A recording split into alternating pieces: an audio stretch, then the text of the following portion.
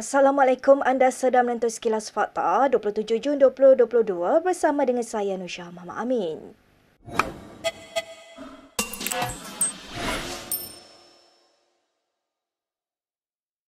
Tajuddin Abdul Rahman mendesak agar Presiden UMNO Ahmad Zahid Hamidi meletakkan jawatan demi kelangsungan parti selepas PRU15. Kesoalan itu dibuat selepas Zahid menggugurkan Tajuddin sebagai ahli MKT pada 21 Jun lalu atas alasan mengkritik kepimpinan parti.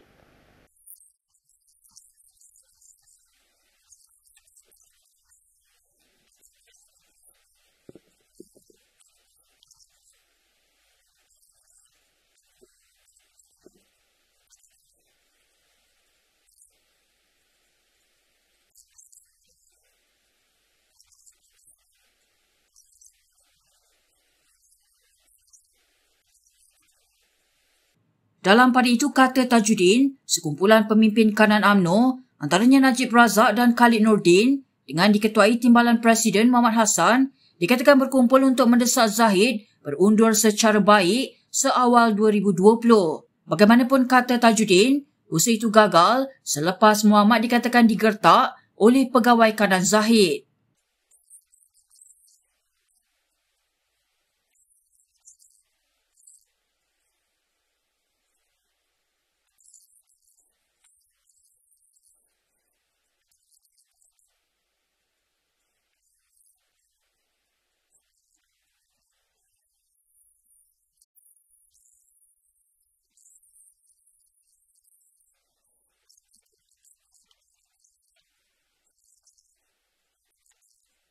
Dalam sidang medianya hari ini, Tajuddin turut menunjukkan sekeping gambar yang dirakam semasa pertemuan pemimpin kanan UMNO yang berlangsung di rumahnya.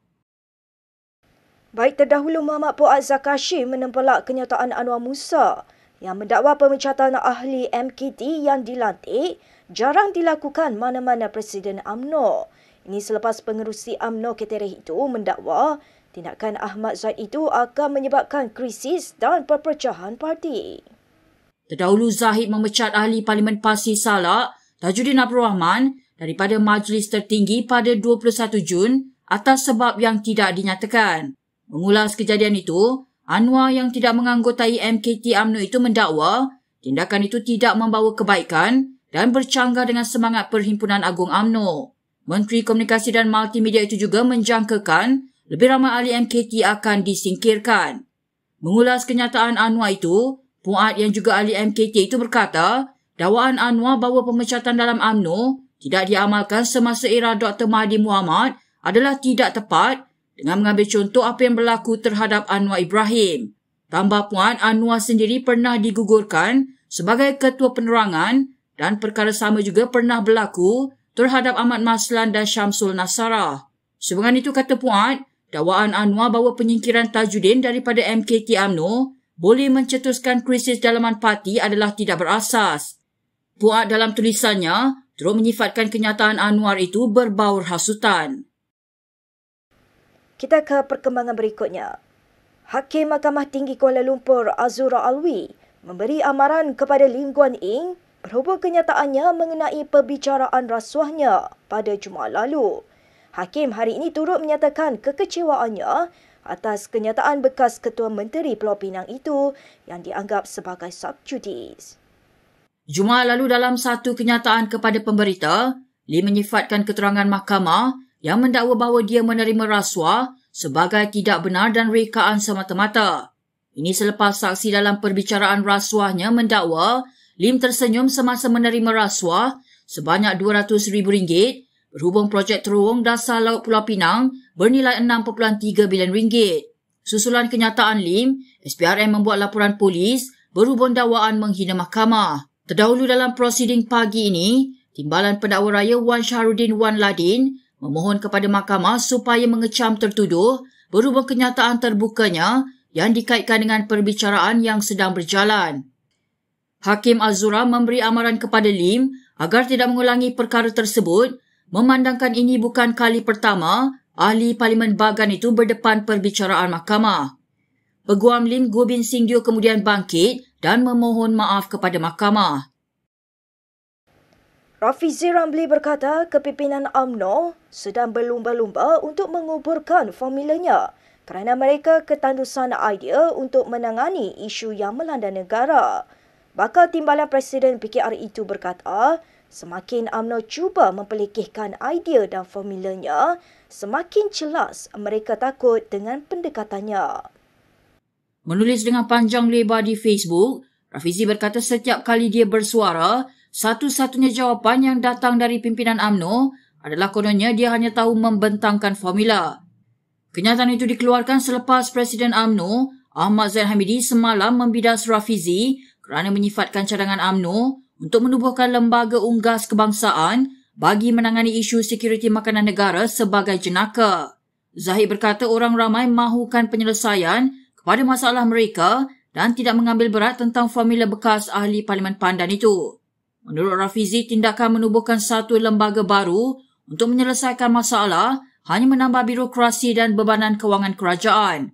Tambahnya, selain skandal 1MDB, sikap UMNO itu juga antara punca kejatuhan mereka pada PRU ke-14 kerana tidak dapat mempertahankan dasarnya yang membebankan seperti pemotongan subsidi dan pengenalan GST. Dalam pada itu, Rafizi turut mempersoalkan mengapa Zahid menolak ideanya agar kerajaan membina stok penimbal bagi bahan keperluan asas negara. Sedangkan kata Rafizi, ahli MKT yang baru dilantik Isham Jalil baru-baru ini menyebut dasar stok penimbal bagi bekalan ayam telah pun dilaksanakan kerajaan sejak beberapa minggu lepas. Berita seterusnya. Pemuda PAS hari ini menjawab kritikan mengenai pengharaman pawagam di Kelantan dan pemisahan penonton berdasarkan jantina di Terengganu. Ini selepas parti itu dikritik apabila mengajak orang ramai menonton filem sejarah Mat Kilau Kebangkitan Pahlawan di Pawagam. Dalam satu kenyataan, pemuda PAS menjelaskan sekiranya filem yang ditayangkan itu mempunyai barisan pelakon yang menutup aurat serta jalan cerita tersebut tidak menjurus kepada maksiat, ia tidak dianggap haram. Selain itu katanya parti itu juga tiada masalah dengan pembukaan pawagam sekiranya penonton menjaga batas dan tiada tayangan dibuat di waktu solat seperti yang berlaku di Terengganu. Pada 18 Mei lalu, PAS melalui media sosialnya mempromosikan filem berkaitan penentangan tokoh pahlawan Pahang, Mat Kilau dalam melawan penjajah Inggeris. Tindakan Ketua Pemudanya Ahmad Fadli Syari yang menonton filem tersebut di sebuah pawagam di Ibu Negara baru-baru ini turut mengundang pelbagai reaksi warga maya selain menyifatkan parti itu hipokrit. Ketua Pemuda Amanah Kelantan Hazmi Hassan pada 24 Jun lalu turut menyifatkan PAS sebagai tidak tetap pendirian kerana sebelum ini mengharamkan pembukaan pawagam di Kelantan. Bagaimanapun Pemuda PAS dalam kenyataannya hari ini menjelaskan mereka membeli 20 tiket khusus untuk penonton lelaki bagi menyaksikan tayangan filem tersebut di pawagam di Kuala Lumpur. Ahli Parlimen Lembah Pantai Fahmi Fazil membidas selera Perdana Menteri memakai pakaian mahal ketika ramai rakyat Malaysia bergelut dengan kenaikan kos sara hidup. Ini selepas Ismail Sabri Yaakob dikesan memakai kemeja pendek berjenama Burberry bernilai RM6,900 dalam sebuah acara di Putrajaya. Bercakap kepada Malaysia Kini semalam, Fahmi berkata ketika ramai orang menderita akibat kenaikan kos barangan, Perdana Menteri tidak seharusnya dilihat terasing daripada realiti rakyat. Tambahnya, Ismail juga boleh menggunakan peluang dan kedudukannya untuk menonjolkan karya periketempatan. Baju terbaru yang dipakai Ismail ini disenaraikan di laman web Burberry sebagai organza sutra slogan lengan pendek merah berharga RM6,900 dan sudah tidak boleh lagi ditempah. Bulan lalu, ahli Parlimen Bera itu dikecam di media sosial kerana memakai baju berjenama sama berharga RM5,500 semasa pertemuan dengan Perdana Menteri Singapura di Tokyo. Sementara itu, bagi ahli Parlimen Padang Rengas Nazri Abdul Aziz, adalah tidak pelik untuk Ismail Sabri memakai pakaian mahal atau berjenama kerana sentiasa menerima hadiah selaku Perdana Menteri. Bercakap kepada Astro Awani, Nazri juga yakin orang ramai tidak peduli berkenaan pemakaian Ismail berbanding usaha yang dilakukan Perdana Menteri itu untuk mengurangkan beban mereka. Baik, berikut beberapa lagi ringkasan berita untuk hari ini.